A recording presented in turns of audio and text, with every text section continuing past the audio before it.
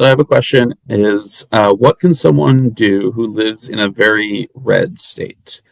Um, I, I think it's still important to make your voice heard to your member of Congress. You know, you may not get them on every single issue, but even, having a little canary in the coal mine on some of these issues, making them know that they have constituents that are impacted negatively by these policies, I think can help temper at least some of the policies. So um, you can really your largest influence is going to be with your members of Congress, your representatives, and your senators.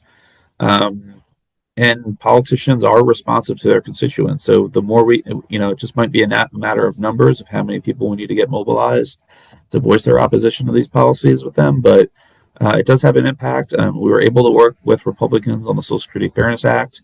We were able to gain enough Republican opposition in Congress to these proposals to cut federal benefits. I think on some other issues, we may have a longer way to go, but I would say there's certainly reason for optimism to talk to some people. And not everybody's going to be on our side, but it's you got to continue to make that case and make sure they hear you.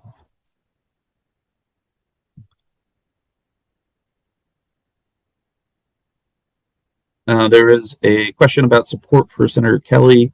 If they can punish him administratively, they could do the same to anybody. Um, we have supported Mark Kelly in his campaigns for reelection in the past, and we have a relationship with that office.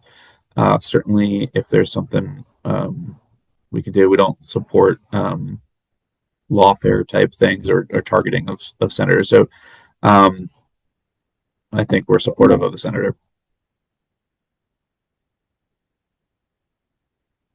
The coal and elimination for retirees passed last year. No, so it's in the creation of the federal employee retirement system. There was never a cost of living adjustment for prior to age 62, with the exception of special category employees who have mandatory early retirement. So that's always been an issue for FERS. That in combination with the reduced COLA after age 62 when the cost of living adjustment increases. That was not something passed last year. It was passed in the 80s. What can we expect in 2026? Well, I think the near term question is whether how funding will be resolved. Will we have a shutdown? What will the language be in these appropriations bills? It seems to be a little bit stronger in checking the administration actions, but I think how well will the administration comport to what Congress believes it is directing?